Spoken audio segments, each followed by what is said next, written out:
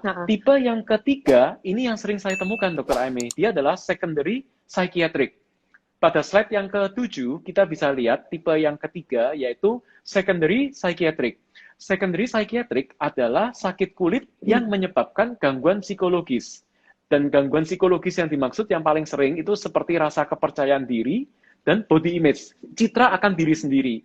Nah, penyakit-penyakit ini sebenarnya bukan penyakit yang cukup berbahaya, tapi justru karena dia punya tampilan kulit yang bermasalah, dia pingin untuk dia merasa kayak kondisi jiwanya nggak tenang. Pada slide yang ke-8 bisa kita lihat memang dewasa ini di zaman now tren yang terjadi adalah tren kesempurnaan penampilan. Dokter Ame pasti tahu istilah K-pop kayak istilah Korean beauty dan lain-lain. Banyak orang yang mempunyai beauty perception yang kadang agak jadi nggak masuk akal, Dokter Ame. Mereka mencari kesempurnaan penampilan, bentuk tubuh, dan adanya media sosial yang membuat orang harus punya body yang gitar semua dan lain-lain, itu membuat suatu beauty perception yang agak kacau atau menjadi berlebihan. Nah, quality of the skin itu adalah salah satu jenis dari beauty perception juga. Orang pingin punya kulit yang bersih, orang pingin kulit yang memang tanpa penyakit. Sehingga penyakit-penyakit ini sangat mempengaruhi kesehatan jiwa seseorang. Pada slide yang berikutnya, saya bisa ngasih contoh yang ke-9 slide-nya, itu dikatakan alopecia areata. Lagi-lagi kalau dia sampai satu kepala botak atau satu kepala sampai pita semua bisa mempengaruhi kesehatan mental seseorang. Jerawat juga sama, ini pasien yang cukup sering pada remaja sih, Dokter Amy, saya temukan. Mereka yang jerawatnya besar-besar, kebanyakan pasti stres. Jadi memang Betul. saya pernah tuh dok, yang setelah kita yang lalu kita siaran di radio itu, terus beberapa waktu kemudian ada pasien yang dengan jerawat yang membuat dia sangat nggak pede, dia sampai datang. Jadi dia karena jerawatan, dia sampai nggak berani untuk keluar rumah, dia nggak percaya Betul. diri, sampai cemas, sampai Benar. depresi, mengurung diri, itu Benar. ternyata ada. Benar. Gitu. Benar sekali. Bahkan saya pernah dapat pasien jerawat yang hampir bunuh diri. Dokter Ame kalau mau Oh tahu. ya? Iya, Wow. sampai kita refer waktu itu Dokter Aime masih belum selesai pendidikan pasien lama kita, dan dia memang sampai mau usaha bunuh diri, tentamen to suicide, gara-gara jerawatnya. Dia merasa minder berat. Sampai nggak mau keluar rumah, rambut menutupin poni, menutupin muka, hampir seluruh wajah, dia benar-benar nggak confidence. Bahkan ada pasien jerawat saya yang sampai hampir cerai. Oh ya? Nah, bingung kan, kok bisa jerawatan jadi mau cerai gitu kan? Nah, jadi kesalahan penggunaan produk menyebabkan dia berjerawat. Gara-gara dia berjerawat, dia merasa nggak percaya diri. Gara-gara dia merasa nggak percaya diri, biasanya dia gara-gara krim yang salah ini kan dia jadi pemutih. Tema sebelumnya saya pernah bahas bahwa pemutih bisa menyebabkan jerawat ya. Kulitnya rusak, berjerawat, akhirnya dia biasa cantik menjadi tidak cantik. Biasanya percaya diri menjadi tidak percaya diri. Yang terjadi dia nggak mau kemana-mana. Akhirnya, karena dia nggak pernah kemana-mana, suaminya merasa terganggu. Harusnya kalau malam mingguan bertiga, berempat, berlima sama anak, sekarang jadinya dia sendiri sama anaknya. Istrinya nggak mau keluar. Ada undangan nikah, nggak mau keluar. Sampai 6 bulan lebih, akhirnya suami nggak tahan, Dokter Aimi. Akhirnya mengajukan surat layangan untuk perceraian. Ternyata segitu hebat dampak dari suatu jerawat ke psikologis ke perceraian. Karena dia nggak berani keluar itu ya, akhirnya lama-lama suaminya stres ya. Ya, artinya nanti Dokter Aimi bisa mungkin sekarang bisa menjelaskan bahwa ternyata kesehatan jiwa itu nggak cuma mempengaruhi yang sakit ya, Dokter Aimi ya. Benar. Benar, Jadi benar. lingkungan pun keluarga juga ikut terdampak ya. Ya, ini saya juga lagi ada pasien yang mungkin Dokter Hendy juga sering ya dapat pasien yang kulitnya tangannya jadi kering ya. Apalagi sekarang di tengah pandemi COVID ini kan banyak banget yang jadi sangat-sangat super sensitif terhadap kebersihan ya. Jadi mereka jadi sering kali cuci tangan, OCD cleanernya keluar. Nah, itu kadang sampai kulitnya itu sudah kering banget, sudah sampai pecah-pecah. Nah, biasanya ke dokter kulit. Nah, ini saya lagi ada pasien yang sampai suaminya nggak tahan karena dikit-dikit. Jadi begitu pasien itu lihat suaminya itu mau masuk, suaminya sudah disuruh cuci tangan, disuruh siram pakai karbol seluruh tubuh, kayak gitu loh. Iya. Jadi sampai akhirnya nggak tahan. Memang benar, Jok. Jadi sangat besar hubungannya antara jiwa dengan kulit. Betul. Berarti dia saking stresnya suaminya melihat istrinya seperti itu, suaminya ikut senewan gitu ya. Iya. Betul, oke. Terus yang tipe yang ketiga, jadi salah satu yang ketiga adalah vitiligo. Kalau dilihat di gambar pada slide ini, kita bisa melihat vitiligo itu gangguan pembentukan pigmentasi pada tubuh. Akibatnya kulitnya terpercah-percah, warna putih yang percah-percah ya. Jadi warna putih terang seperti mutiara pada permukaan kulitnya. Ini juga sering membuat rasa low self esteem, percaya diri yang berkurang. Nah, bulan lalu kita Hmm. sempat ada raising awareness bahwa vitiligo bukan penyakit yang ya berbahaya. Kita harus mempunyai perception yang baik juga sebenarnya. Ini variasi dari tipe kulit dari Tuhan. Memang tidak bisa diobatin sempurna, tapi rasa kepercayaan diri saya rasa harus dibina ya. Apakah bisa suatu rasa kepercayaan diri itu ditimbulkan, Dokter Aimi, dari segi psikologisnya? Ya, jadi sebenarnya yang paling penting itu adalah penerimaan diri kita terhadap kita Mhm. sendiri. Karena Oke. sebenarnya kita tuh tidak ditentukan oleh penilaian dari orang lain, tetapi yang Mhm. paling penting adalah penilaian kita terhadap diri kita sendiri. Kalau kita Mhm. percaya dengan diri kita, maka kita tidak lagi memusingkan apa kata orang, ya Nah, kan? ya, betul. Sebagai contoh ya, Dok ya, ini ada seorang teman saya yang ketika dia melihat apa itu Gal Gadot ya, Gal Gadot Oke, oke. apa tuh Artis luar Wonder negeri ya. Woman. Nah, Wonder Wonder Woman, Woman. betul. Nah, pada waktu Mhm. film Wonder Woman itu diputar, dia lihat di Mhm. bioskop, dia tuh langsung berpikir dalam dirinya, wow, ini image cewek yang paling oke, paling cantik, paling Oke. sempurna, dan aku kepingin seperti dia. Teman saya yang Mhm. cewek itu berpikir seperti itu. Tapi pada Mhm. waktu itu dia lagi nonton sama cowok di sebelahnya, dan cowok itu ternyata malah bilangnya, ya ampun, pahanya besar banget, kayak gitu loh.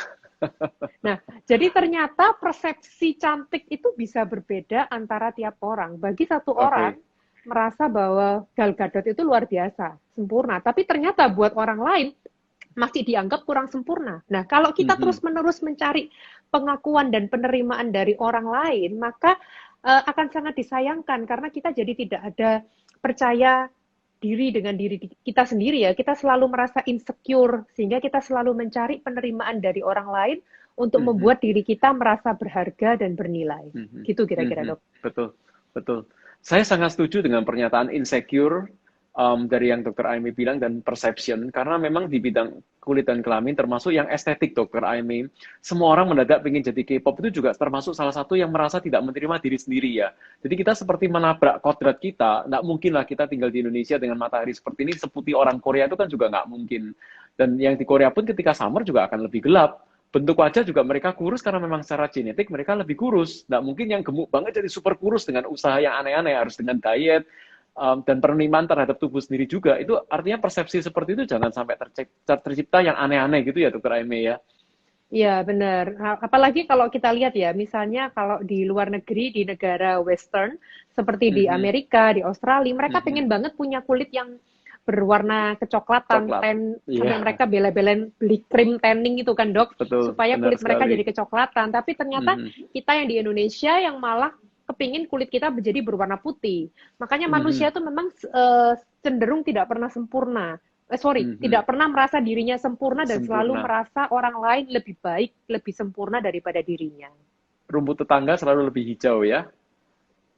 Iya, benar. Jadi Padahal yang mungkin penerimaan bisa kita diri. lakukan, padahal mungkin yang bisa kita lakukan, kita yang harus rajin menyirami dan memupuk rumput kita sendiri supaya kita tidak Benar, membandingkan antara rumput kita dengan rumput tetangga. Ayo, apa yang bisa benar, kita benar. ubah di lahan kita, di halaman kita, ya ayo itu yang kita ubah. Jangan fokus Mhm. di hal-hal yang tidak bisa kita ubah. Benar. Gitu. Jadi persepsi cantik, persepsi kulit kita, persepsi kesehatan kita, itu tubuh kita milik kita. Jangan dibandingkan dengan orang lain karena kita nggak tentu sama. Nerimo berarti ya, Dokter Aime ya. Ya, benar. Nah, nerimo itu bahasa Jawanya, kalau bahasa Inggrisnya mungkin acceptance ya, Acceptance, penerimaan. penerimaan diri. Benar, itu sangat penting sih, terutama di zaman now ini media sosial begitu gencar menciptakan image yang sempurna. Setiap orang sekarang mencari kesempurnaan fisik. Sebenarnya nggak ada yang salah juga dengan mencari kesempurnaan fisik dalam, bukan sempurna ya, tapi Mhm. menjadi versi terbaik. Kalau sempurna saya rasa nggak Oke, ada, tapi kita bisa oke, nggak mengusahakan diri kita menjadi lebih baik, itu boleh. Karena dengan boleh. kita misalnya kita berdandan, kita ke dokter Mhm. kulit, kita kepingin wajah kita cantik, itu merupakan suatu bentuk bahwa kita mencintai diri kita. Jadi suatu bentuk self Mhm. love. Nah, self love itu penting Mhm. karena kalau kita nggak ada self love, gimana caranya kita berharap orang lain mencintai kita kalau kita sendiri tidak Oke, mencintai diri kita. Jadi dengan kita oke. mencintai diri kita merawat, itu sebenarnya suatu hal yang positif. Tetapi jangan terobsesi untuk menjadi sempurna karena nggak ada Ah, orang yang itu dia. sempurna. Itu dia, batasnya berarti obsesi kesempurnaan yang harus dicegah. Self Benar, love dia benar. masih masuk, kesempurnaan itu harus dicegah. Artinya obsesi yang berlebihan dan aneh-aneh itu yang harus dicegah.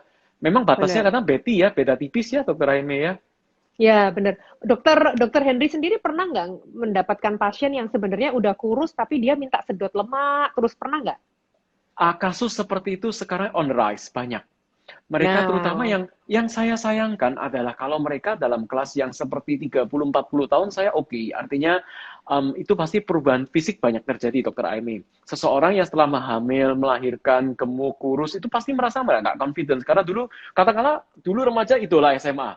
Kemudian setelah melahirkan dan punya anak, sekarang menjadi nggak bukan idola siapa-siapa. Dia merasa low self esteem. Saya oke, artinya itu kita bisa bantu dan assist.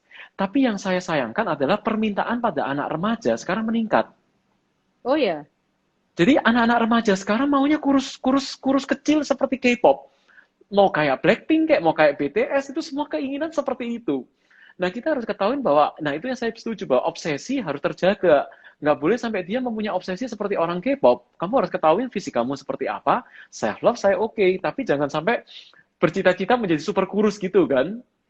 ini memang fenomenanya saya lihat memang berubah sekarang ya dok ya. Kalau zaman Mhm, dulu tuh, kalau zaman saya dulu, cowok yang disukai mhm. itu cowok yang macho, yang berotot, yang atletis, Oke, ya kan, iya. yang jantan gitulah kelihatannya. Tapi Mhm, kalau sekarang mhm. ini memang bergesernya cowok yang tipe yang skinny, yang Feminized. kurus, ya yang Mhm, feminis ya, yang kemudian yang feminized. kalau kayak di artis-artis Korea yang maksudnya yang bintang film Korea yang cowok itu kan mereka semua juga sepertinya dandan gitu kan dok, Yes, maksudnya betul. pakai lipstick lah, pakai apalah gitu kan. Nah, itu Benar kayaknya sekali, memang Dokter Aimi. bergeser ya, citra image Ya.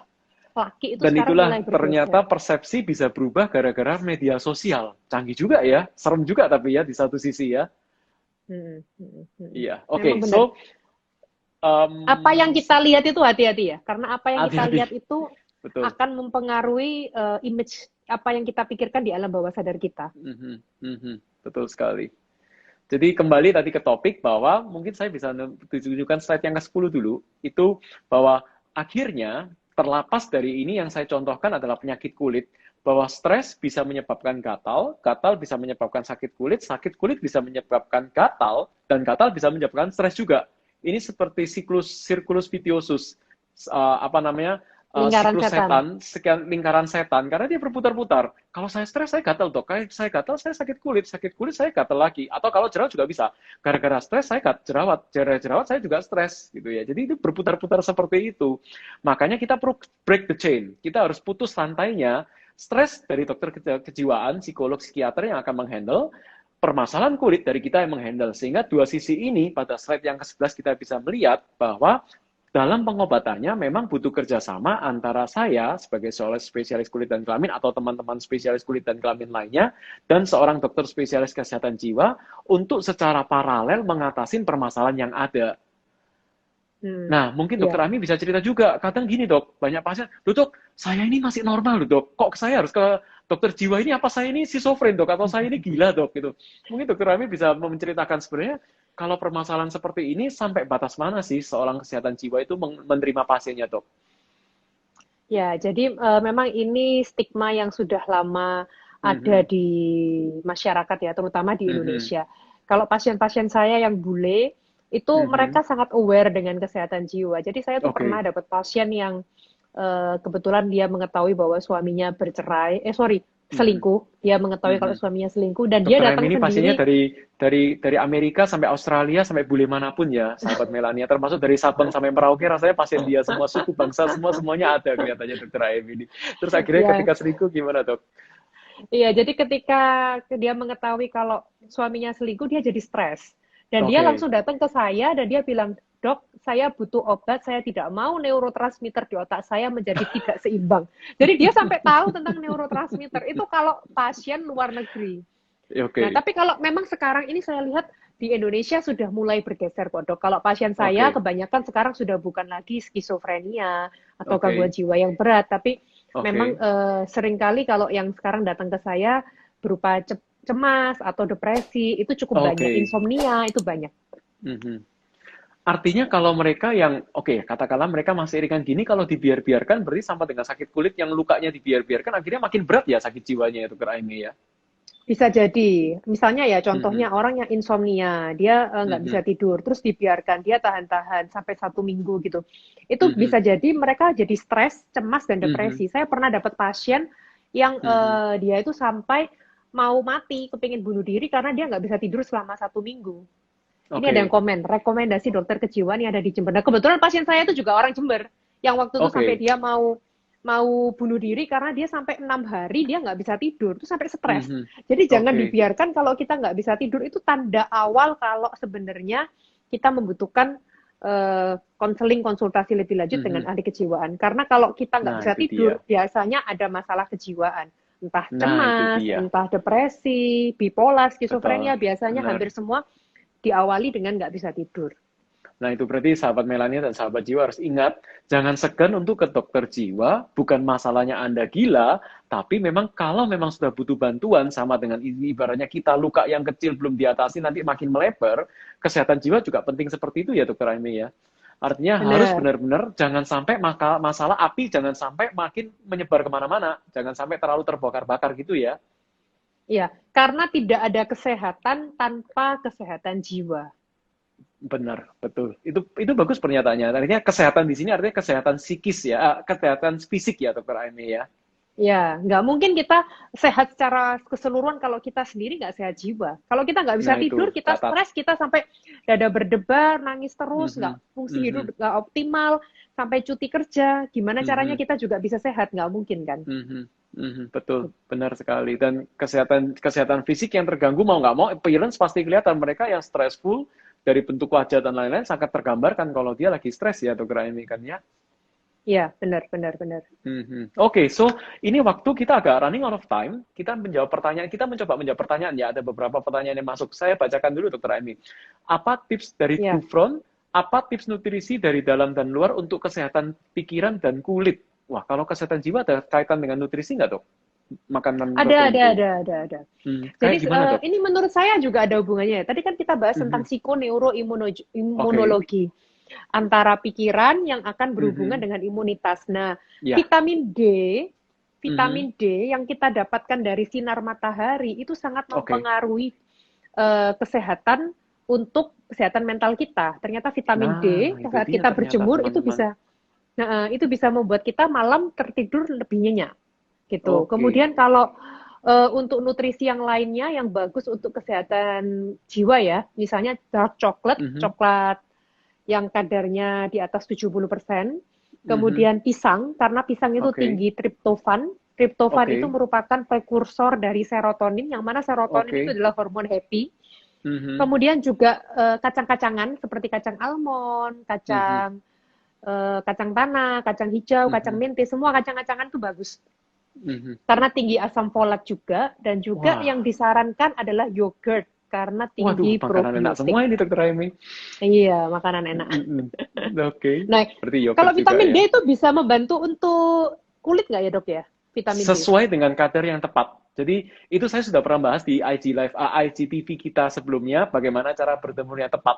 Tapi dengan seperti ini, kita bisa nyari kesimpulan kayak gini. Marilah kita ke pantai berjemur dengan cara yang tepat, sambil makan Choco Banana Milkshake ya, dokter Aime ya. Dikasih sprinkle kacang ya, aduh enak banget Oh iya, rasanya. benar benar benar.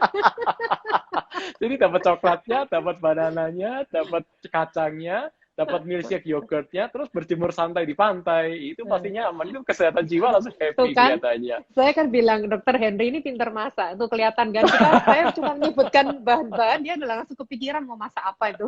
Nah, artinya gini, berjemurnya jangan lupa, itu poin yang penting, vitamin D. Dewasa ini lucu, kita di Indonesia ini banyak matahari, tapi manusia, maaf, masyarakat Indonesia ini lebih memilih untuk langsung minum suplementasi vitamin D. Padahal mood itu akan jauh lebih baik ketika kita mendapatkan sinar matahari secara langsung, kan? Iya, benar benar. Bukan Karena suplementasi juga saja. benar, karena kita ini harus bersyukur loh. Kita ini hidup di negara tropis. Kita hidup Benar, di Indonesia yang mana sinar matahari itu selalu ada setiap hari. benar, Jadi benar sekali. pasien-pasien yang di UK atau di Mhm, Amerika, mereka negara mhm. 4 musim, mereka yang Ya, mengalami insomnia, yang mana jam tidurnya terbalik, seringkali benar. mereka harus mendapatkan terapi sinar biru, dok. Jadi Oke, mereka datang betul, ke betul sekali. rumah sakit, masuk ke dalam suatu ruangan, dan mereka diberi sinar biru supaya mereka malamnya bisa tidur. Nah, kalau kita ini Mhm. udah di Indonesia Happy, negara tinggal tropis, keluar kita pintu cuma ya. tinggal perlu keluar dari rumah. Mhm. Benar.